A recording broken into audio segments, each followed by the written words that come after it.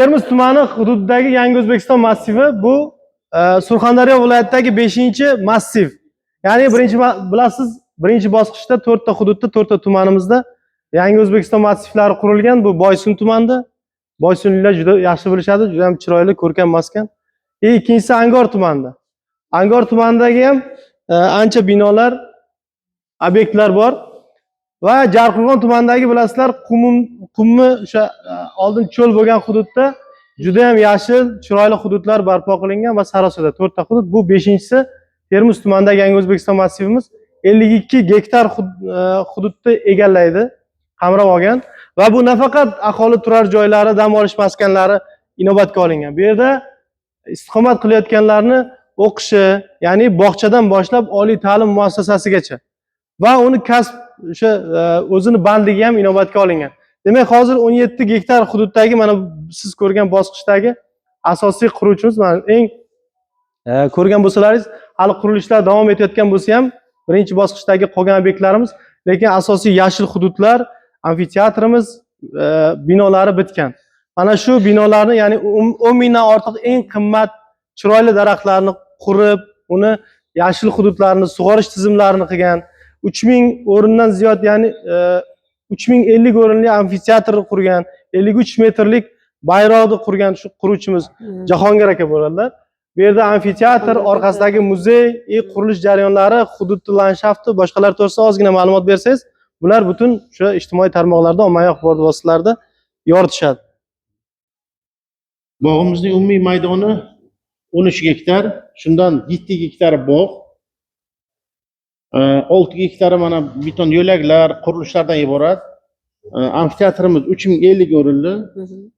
Uning tagida muzeyimiz bor. Birinchi o'rta blokda muzey joylashgan. Ikki taraf Yangi O'zbekiston muzeyi. Yangi O'zbekiston muzeyi joylashgan. Ikki tarafda madaniyat xodimlari uchun, masalan, konsertlar bo'lganda, xalq tadbirlarda o'sha yerda kiyinish, ichish xonalari bo'ladi. Hamma sharoitlar qilingan. Xo'p, bayrog'imiz 53 metr.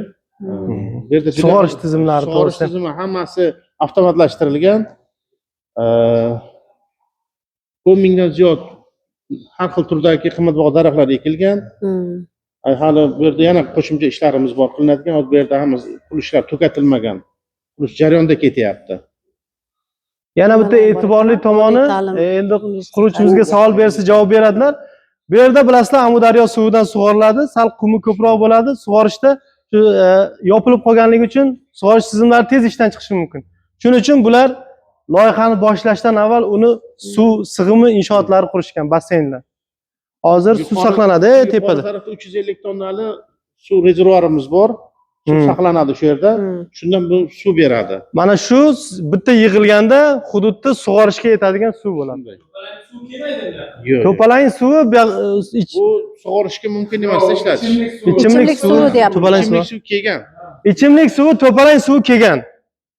Ulangan turibdi. Ulangan уже ichyapti. Hozir mana shunday. yashayotganlar уже ko'chib keldi.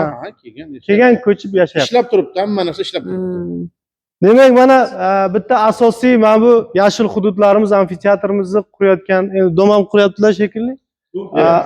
Yo'q, men dom qurmayman. Bu yerda yo'q ekan, lekin asosiy mana shu hududda quruvchilar bilan tanishtirdim.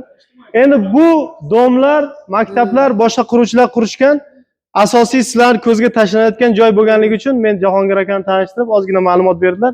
Yana qanaqa kim intervyu oladi, savollar bo'ladigan bo'lsa javob beradilar. Demak, bu yerdagi ko'p qavatli uylar to'g'risida tushuntirish beradigan bo'lsam, asosan 18 qavatli uylar